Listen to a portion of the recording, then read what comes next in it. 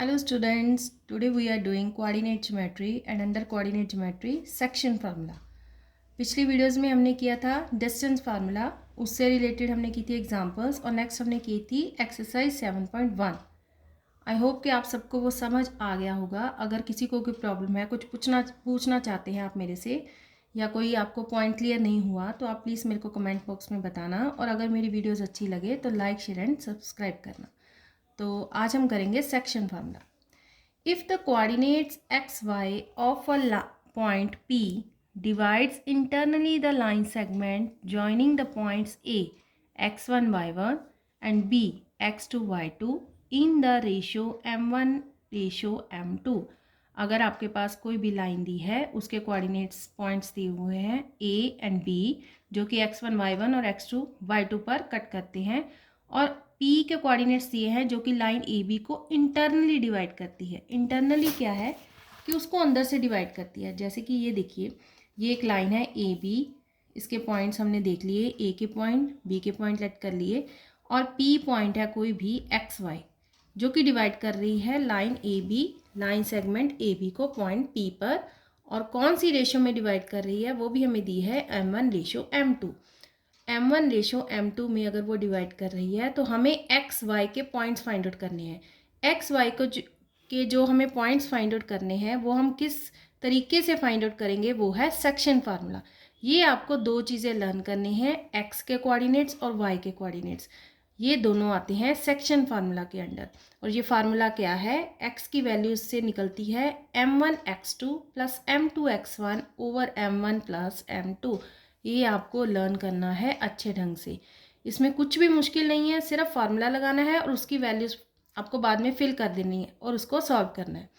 m1 होगी first वाली ratio, x2 होगी ये वाली वैल्यू आपको जो दी होगी, प्लस m2 ये रेशो भी गिवन होगी और x1 मतलब जो हमें a के पॉइंट में से x के कोऑर्डिनेट्स है.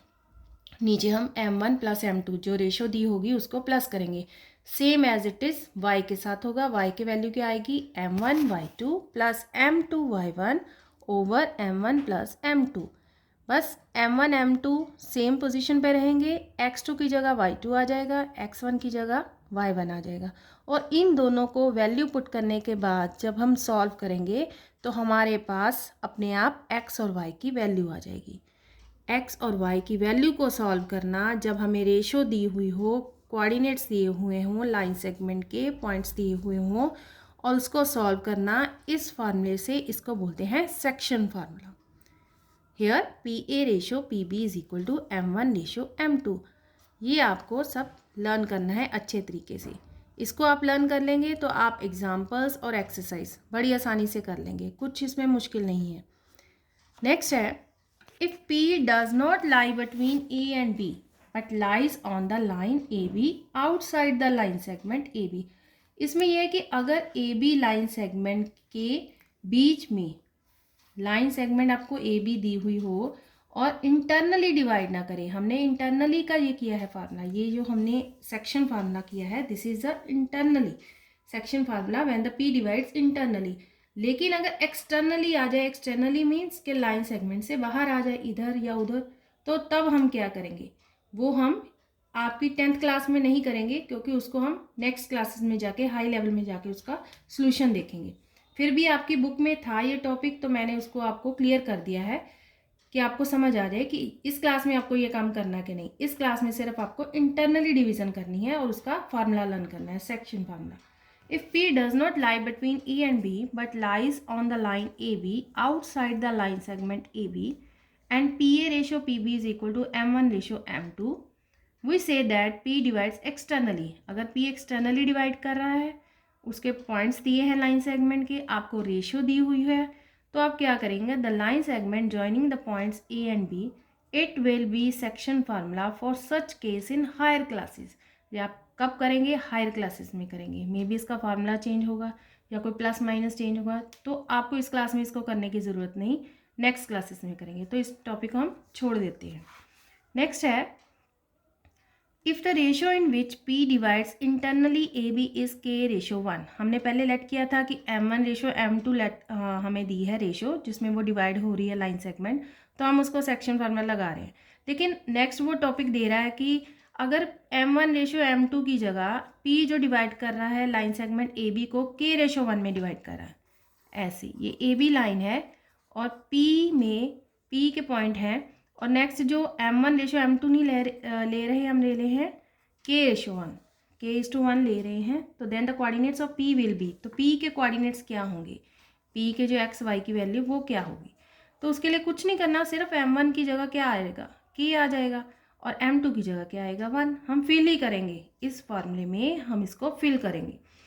Pxy is equal to Kx2 plus 1x1, M formula है M1x2, M1 की जगह आ गया K, x2 की जगह सेम x2, क्योंकि यहाँ पे हमें वैल्यू नहीं दी अभी ना, हमने सम शुरू नहीं किया, तो हम सिर्फ इसको सॉल्व कर रहे हैं।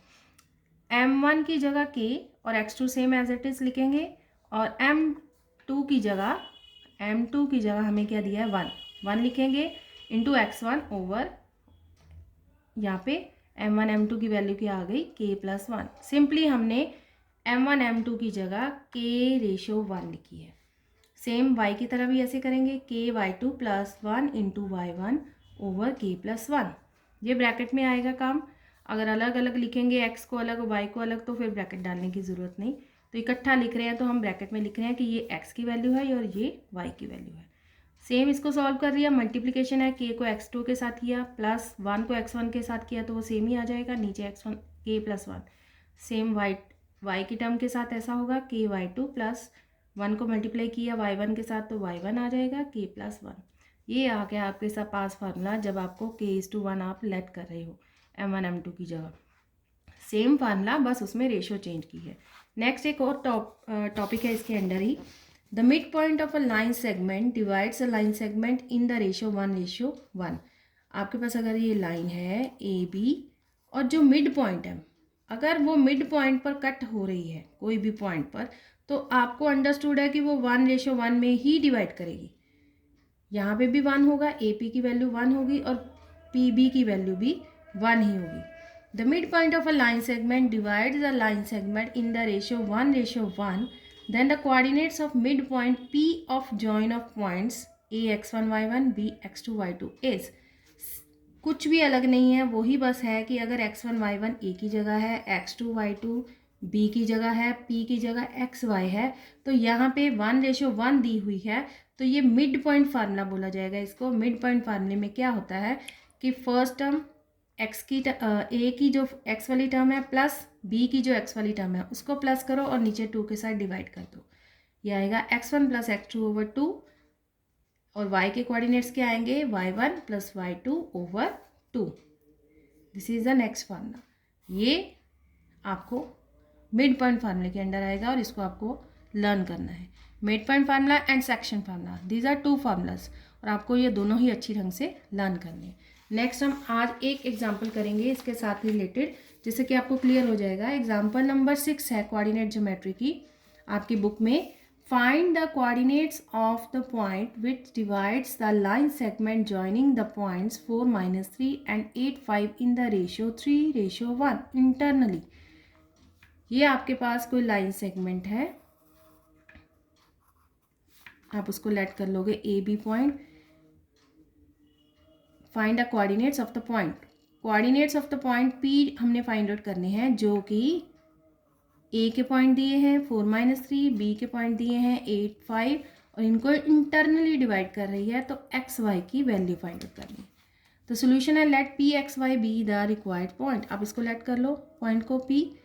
तो next using section formula, section formula पहले लिख लो क्या है, x की वैल्यू क्या है सेक्शन फार्मूले में M1 x2 plus M2 x1 over M1 plus M2, and y की वैल्यू क्या है M1 y2 plus M2 y1 over M1 plus M2। Same हम फार्मूले में बस वैल्यू पुट करेंगे। हमारे पास M1 की वैल्यू क्या है, ये रेशो दी हुई है 3:1, M1 की 3 और M2 की 1। M1 की वैल्यू आएगी 3, x2 क्या है हमारे पास 8 प्लस M2 1 और x1 की वैल्यू क्या है 4। बस नीचे M1 plus M2 3 + 1 same as it is y के साथ करेंगे, y M1 y2 y1 M2 सब की वैल्यू पुट कर देंगे। फिर नेक्स्ट इनको सॉल्व करेंगे। पहले हम एक्स का कर लेते हैं। एक्स क्या क्या आएगा, 8 इंटू 3 आएगा 24 प्लस 1 इंटू 4 4 ओवर 4, ये आ गया 28 ओवर 4। और इसको टेबल के साथ 4 के टेबल के साथ कट करेंगे तो एक्स की वैल्यू क्या आएगी 7। यहाँ पे सॉल्व करेंगे तो ये आएगा वाई की वैल्यू 15 माइनस 3 ओवर 4। 15 में से 3 माइनस करेंगे तो 12 आ जाएंगे। 12 ओवर 4, वाई की वैल्यू आ गई 3। तो हमारे पास रिक्वायर्ड पॉइंट्स आ गए, एक्स की वैल्यू 7 और वाई की value 3। 7 3 is the required point. So this is a section formula, example related to section formula.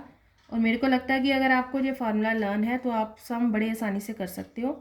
तो अगर आपको इससे रिलेटेड कोई कुछ चीज़ पूछना है मेरे से, कुछ समझ नहीं आया, फार्मूला नहीं समझ आया, उसको कैसे लगाना नहीं समझ आ रहा, तो प्लीज़ मेरे को बताना और मेरी वीडियो को लाइक शेयर सब्सक्राइब करना। Thank you.